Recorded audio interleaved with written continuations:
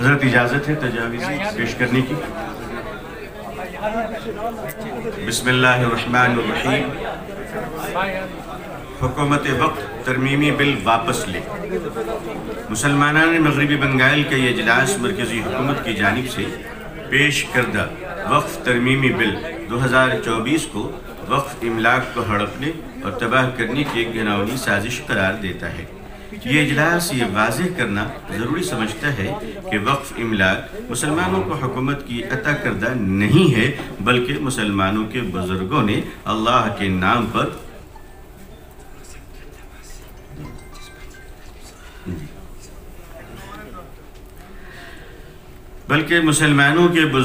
اللہ کے نام پر دینی و خیراتی ضرورتوں کے لیے وقف کی ہیں۔ یہ واقف کے لیے صدقہ جاریہ ہوتی ہیں۔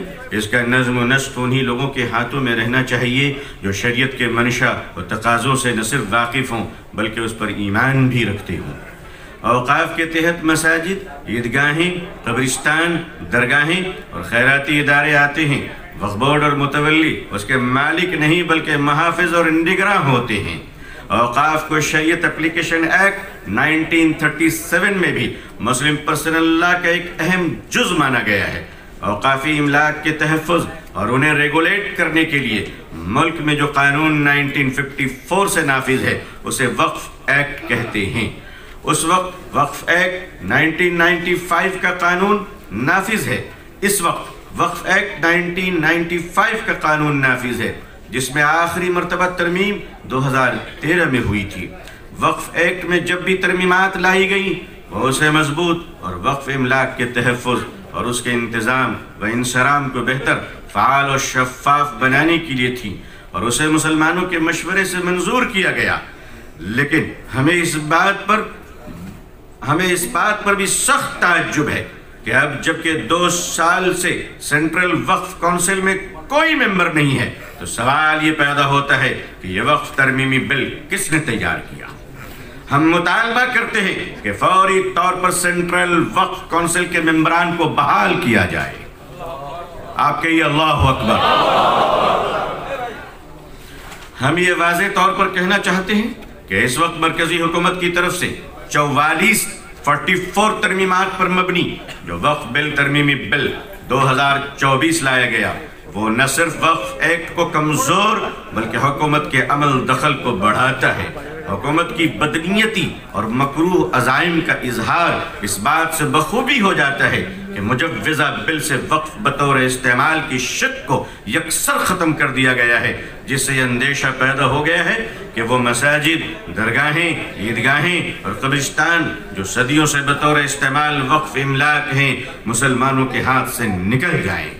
اسی طرح سینٹرل وقف کونسل اور وقف بورڈ میں غیر مسلمانوں کے داخلے کا راستہ کھول دیا گیا، جبکہ غیر مسلموں کو بھی داخلہ دیا گیا کہ وہ اس میں وقف کے اندر داخل ہو جائیں، جبکہ مندروں، مٹھوں اور گرودواروں کے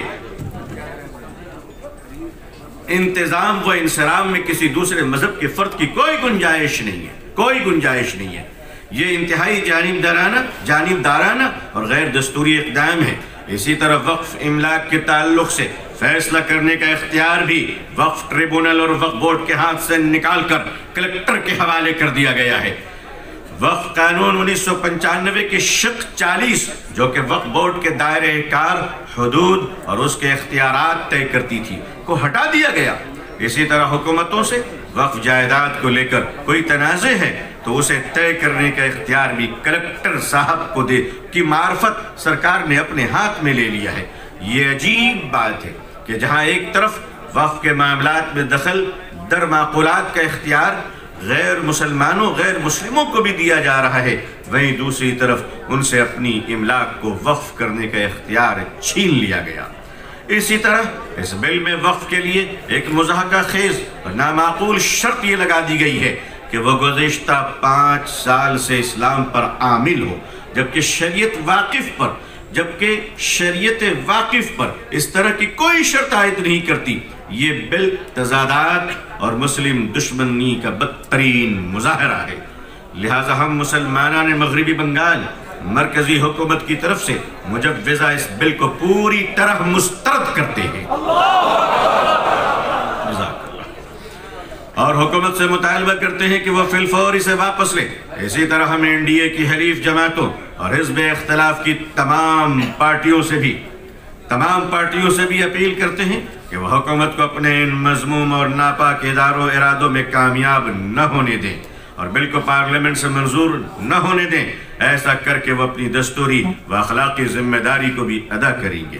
مسلمانوں کی ذمہ داری، ہم مسلمانان بنگال اس بات کا عہد کرتے ہیں کہ ہم اس وقف ترمیمی بل کے ذریعے وقف املاک کو ہڑپنے اور برباد کرنے کی اس گھناؤنی سازش کو ہر حال میں ناکام بنائیں گے انشاءاللہ۔ ہم سمجھتے ہیں کہ اپنے بزرگوں کے ذریعے وقف کردہ ان املاک کو، جس میں لاکھوں مساجد، عیدگاہیں، قبرستان، درگاہیں یا دیگر خیراتی ادارے شامل ہیں، بچانا ہماری شرعی، اخلاقی اور دستوری ذمہ داری ہے۔ مسلم پسند لا بورڈ، جو ہم مسلمانوں کا ایک مشترکہ پلیٹ فارم و متحدہ پلیٹ فارم ہے، اس بل کو ناکام اور نامنظور کروانے کے لیے جو جمہوری، قانونی اور دستوری راستے اختیار کر رہا ہے، ہم اسے قدر کی نگاہ سے دیکھتے ہیں۔ ہم جوائنٹ پارلیمانی کمیٹی کو ای میل اور پوسٹ کے ذریعے رائے دیں گے کہ اس متنازع بل کو حکومت فی الفور مسترد اور منسوخ کرے۔ مسلم پسند لا بورڈ نے اس کے لیے جو QR کوڈ دیا ہے اس کا بھی استعمال کریں گے انشاءاللہ۔ آج 10 تاریخ ہے، 3 دن بچا ہے۔ اس کانفرنس کا اثر یہ ہونا چاہیے کہ پورے بنگال کے مسلمان اگر اپنی طرف سے بھی ای میل کریں تو 36% مسلمان، کروڑوں ای میل بنگال سے چلے جائیں گے انشاءاللہ۔ ہم جوائنٹ پارلیمانی کمیٹی کو ای میل اور پوسٹ کے ذریعے رائے دیں گے کہ اس متنازع بل کو حکومت فی الفور مسترد اور منسوخ کرے۔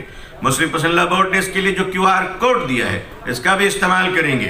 مسلم پسند لا بورڈ نے بل کے خلاف رائے عامہ ہموار کرنے، JPC کے ممبران، NDA کی حلیف جماعتوں سے اور اپوزیشن پارٹیوں سے ملاقات کا جو سلسلہ شروع کیا ہے، الحمدللہ اس کے بہتر اور مثبت نتائج سامنے آ رہی ہیں۔ بورڈ کی جانب سے ملک کے تمام بڑے شہروں میں اوقاف کے تحفظ پر جن بڑے جلسوں کا اہتمام کیا جا رہا ہے، یہ اجلاس بھی اس سلسلے کی سب سے پہلی کڑی ہے الحمدللہ۔ یہ پہلی کڑی ہے، آخری کڑی نہیں ہے انشاءاللہ۔ یہ سلسلہ چلتا رہے گا۔ اس کے بعد انشاءاللہ حیدرآباد، پٹنہ، ممبئی اور دہلی میں بھی اس طرح کے اجلاس منعقد ہوں گے انشاءاللہ۔ ان اجلاسوں کے ذریعے ہم حکومت کے سامنے اپنا موقف بہت واضح اور دو ٹوک انداز میں رکھنا چاہتے ہیں۔ آئندہ اگر بورڈ نے اس متنازع وقف بل پر کسی ملک گیر، آئندہ سن لیجئے ذرا ٹھیک سے، آئندہ اگر بورڈ نے اس متنازع وقف بل پر کسی ملک گیر، دیش بیپی، جامان بھائی آچل تو دیش بیپی ملک گیر احتجاجی تحریک کے لیے آواز دے تو ہم مسلمانان بنگال اس پر لبیک کہیں گے انشاءاللہ، سب ساتھ دیں گے انشاءاللہ۔ حضرت صدر محترم صاحب کے سامنے آپ لوگوں نے کہا ہے، حضرت صدر صاحب کے سامنے اور اراکین بورڈ کی موجودگی میں ہم سب کی عزت رہنی چاہیے انشاءاللہ۔ ہم حکومت پر یہ واضح کر دینا چاہتے ہیں کہ ہم ہندوستانی مسلمانوں کو یہ بل کسی بھی قیمت پر منظور نہیں ہے، اور اوقاف کے تحفظ کے لیے ہم کسی بھی قربانی سے گریز نہیں کریں گے انشاءاللہ۔ ہم اس وقت تک چین سے نہیں بیٹھیں گے جب تک کہ یہ بل واپس نہ لے لیا جائے۔ زور سے کہیے اللہ اکبر۔ یہ بل آپ لوگوں نے منظور کیا، یہ تجاویز منظور کی گئی یہاں پہ، الحمدللہ یہ تجاویز منظور ہو گئی۔ آپ سب ایک بار ایک ساتھ کہیے اللہ اکبر، جزاک اللہ خیر۔ تجاویز حضرت صاحب کو دینے کے انتظام کیا جائے تو اچھا ہوگا۔ میں کرتا ہوں۔